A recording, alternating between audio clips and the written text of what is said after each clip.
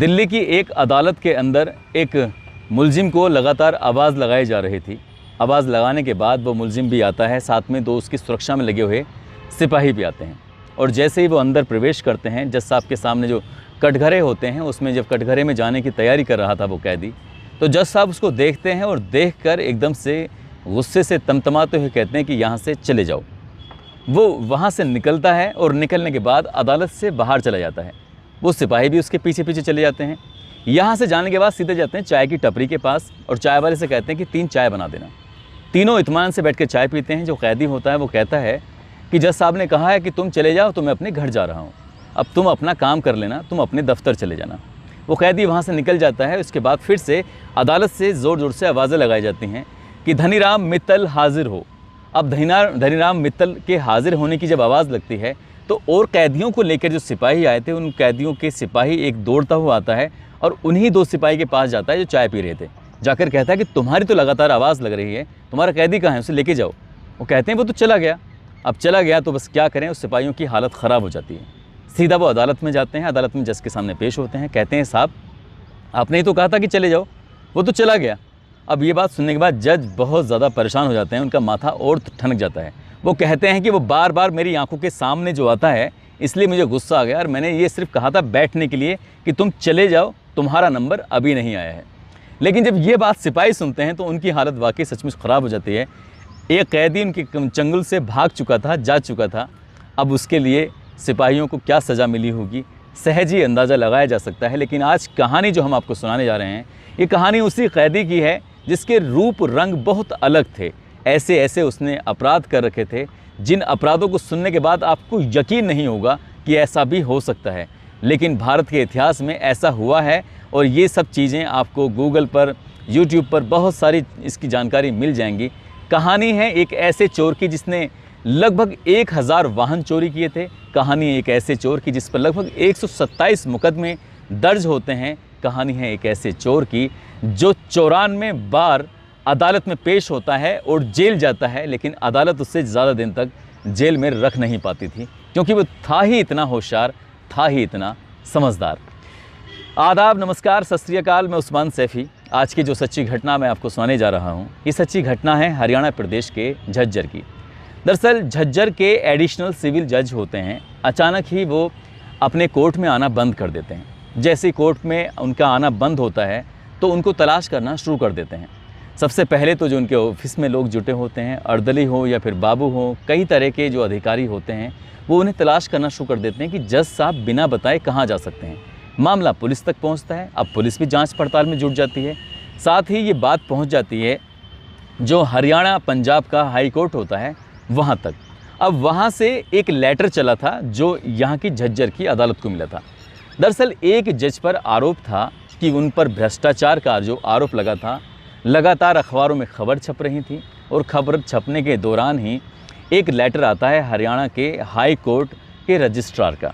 ये रजिस्ट्रार का जो पत्र मिलता है तो उसमें लिखा था कि जज साहब आपके ऊपर जो जांच चल रही है, आपके ऊपर जो भ्रष्टाचार की जांच चल रही है, इसलिए आपको 2 महीने की छुट्टी दी जाती है। आप जाइए, आराम करिए जब तक कि जांच पूरी नहीं होती। जज साहब चले जाते हैं आराम करने के लिए अपने घर। अब आते हैं एक और जज, उनके बारे में पत्र आता है कि ये फला जज हैं, अब ये ही सुनवाई करेंगे। लगातार जज साहब बैठकर सुनवाई करते थे। उन्होंने 40 दिन तक एक के बाद एक केस की सुनवाई करते रहे। 2470 कैदियों को जो इनकी अदालत में आए थे अलग अलग जुर्म के उस मामले में, सबको ही ज़मानत दे दी, सबको घर भेज दिया। सब अपने अपने आते रहे, जाते रहे।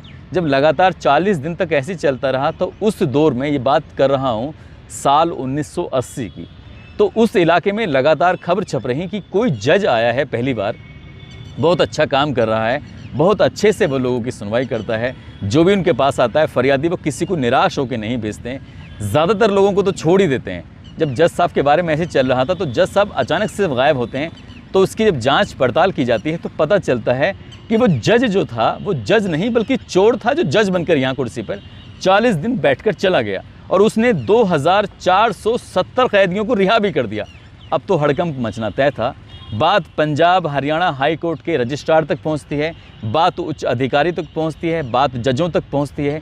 इस मामले की जांच पड़ताल कराई जाती है तो पता चलता है कि रजिस्ट्रार ने जो पत्र भेजा था ऐसा कोई पत्र था ही नहीं, ऐसे कोई किसी जज को भेजा ही नहीं, ऐसे किसी जज को जो पहले से एडिशनल जज थे जिनके खिलाफ जांच चल रही थी उनकी ट्रांसफ़र की कोई बात थी ही नहीं। सब कुछ फर्जी कागज़ों के आधार पर चलता रहा और किसी को इस बात की कानों कान खबर ही नहीं चली।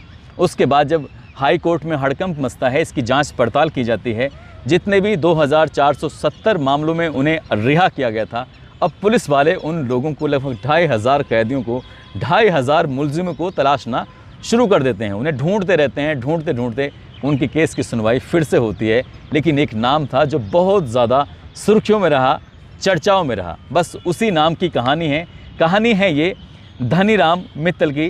दरअसल धनीराम मित्तल का जन्म 1938 में हरियाणा के भिवानी में हुआ था। पढ़ने लिखने में बेहद होशियार था।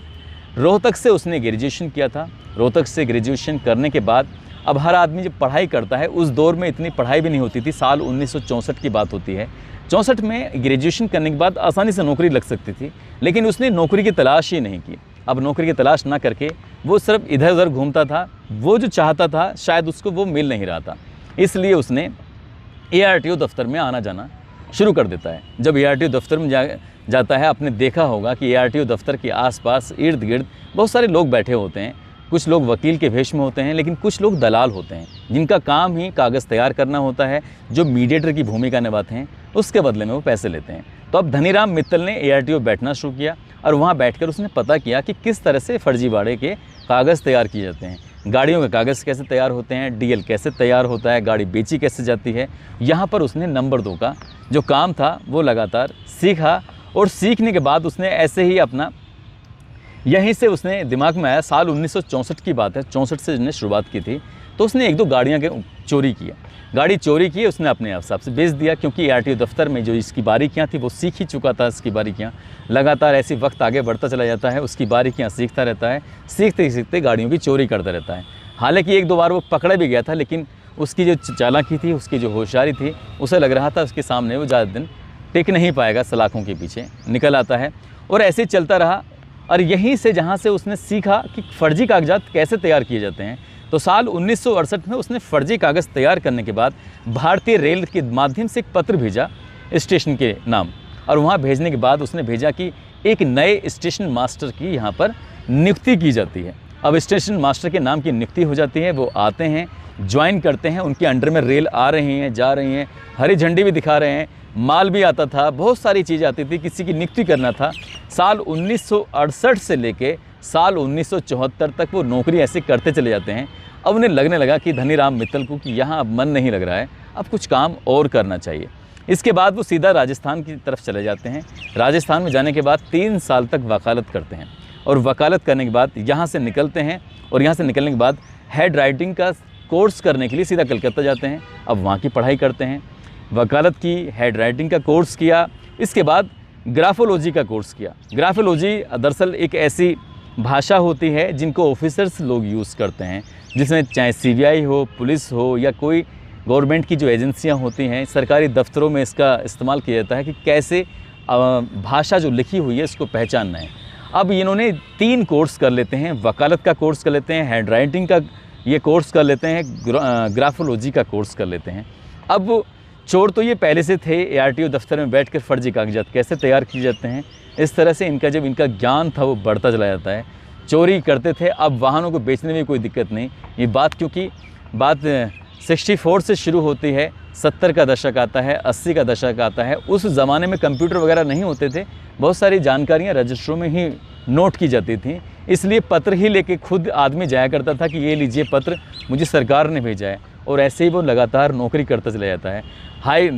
पटियाला हाई कोर्ट में भी उसने सरकारी नौकरी की थी और किसी को पता ही नहीं चला, कानों कान, और वो नौकरी करता रहा और जज की जो बारीकियां होती हैं बाबू बनकर वो सीखता रहा। ऐसे ही जो लगातार चोरी होती चली जाती है, पटियाला के कोर्ट में भी रहा, और एक दिन उसे मौका मिलता है जिसने अखबारों में पढ़ा कि हरियाणा के जो एडिशनल जज हैं, एडिशनल सिविल जज, उनके ऊपर भ्रष्टाचार का आरोप लगा है, जो अखबारों में लगातार छप रहा है। तो तभी इन्होंने फर्जी कागज़ तैयार करके अदालत में भेजे और वहाँ जब उस जज को मिलते हैं, जज अपनी छुट्टी में घर चला जाता है। उनकी जगह बैठकर वो लगातार केस वेस सुनवाई करते रहते हैं और इस बात का कानो कान खबर नहीं लगती। लेकिन हालांकि वो बाद में गिरफ़्तार कर लिए गए थे। जब गिरफ़्तार हुए तो इस बात की पूरे हिंदुस्तान में चर्चा रही थी। आगे चलने के बाद उन्होंने लगातार चोरी पे चोरी करते चले जाते हैं और जब ये वकालत का कोर्स कर लेते हैं तो खुद वकील बन जाते हैं और वकील बनने के बाद फिर केस लड़ना भी शुरू कर देते हैं। लगातार केस लड़ रहे थे, उसकी जानकारियाँ जुटा रहे थे और ऐसे करते करते इन्होंने लगभग अपने जीवन काल में 1000 वाहनों की चोरियाँ की और इन पर लगभग जो मुकदमे दर्ज हो जाते हैं 127 के आसपास मुकदमे दर्ज होते हैं। तो ये एक ऐसा चोर रहा है जिसने दिल्ली में, हरियाणा में, राजस्थान में, पंजाब में लगातार चोरियों की घटनाओं को अंजाम देता रहा। लेकिन साल 2016 में दिल्ली के अलग अलग इलाकों से वाहन चोरी हो जाते हैं और वाहन जब चोरी होते हैं तो उनकी तलाश पुलिस कर ही रही थी। अब सीसीटीवी के माध्यम से देखा गया कि एक बहुत बुज़ुर्ग आदमी वाहन चोरी कर रहा है, जिसकी उम्र लगभग 77 साल के आसपास होती है या 78 साल के आसपास होती है। अब वो बुज़ुर्ग व्यक्ति जब वाहन चोरी करते हुए, क्योंकि सीसीटीवी कैमरे में कैद हो जाता है, उसके बारे में पता किया जाता है तो पता चलता है कि ये तो धनीराम है, वही धनीराम जिसने 1964 से लेकर और अभी तक आतंक मचाया हुआ था। फिर पुलिस उसको गिरफ़्तार करती है, लेकिन गिरफ़्तार करने के बाद उसको फिर भी ज़्यादा दिन रोक नहीं पाती क्योंकि उम्र उसकी बहुत ज़्यादा हो चुकी थी। जब इसका फ़ोटोग्राफ्स अखबारों में छपता है तो कितने ही लोग अब जो निकटतम चौकी थे, थाने तक, वहाँ तक पहुँचते हैं, जाकर कहते हैं कि इस बुज़ुर्ग व्यक्ति की तो हमने देखा है। दरअसल जब वो बुज़ुर्ग व्यक्ति चोरी करता था और कोई व्यक्ति अचानक से वहाँ पहुँच जाए गाड़ी के पास अपनी, तो कहता था कि बाबा ये क्या कर रहे हो? तो वो कहते थे कि भैया मैं बूढ़ा हो चुका हूँ, मुझे जानकारी तो है नहीं, मैंने मास्टर की, मतलब ये कि चाबी आपकी गाड़ी में गलती से लगा दी। यदि पकड़ा गया और चाबी लग गई तो वो मास्टर की उसके पास होती थी, उसे लगाया और निकल गया। दोस्तों, ये जो कहानी मैंने आपको सुनाई है, इस कहानी को सुनाने का उद्देश्य किसी को परेशान करना नहीं है, किसी का दिल दुखाना नहीं है, बल्कि आपको बताना है, आपको जताना है कि आज का जो दौर है वो कंप्यूटर का युग है। लेकिन जिस दौर की ये कहानी थी उस दौर में कंप्यूटर वगैरह इतने चलते नहीं थे, इसीलिए ये चोर लगातार चोरी करता गया।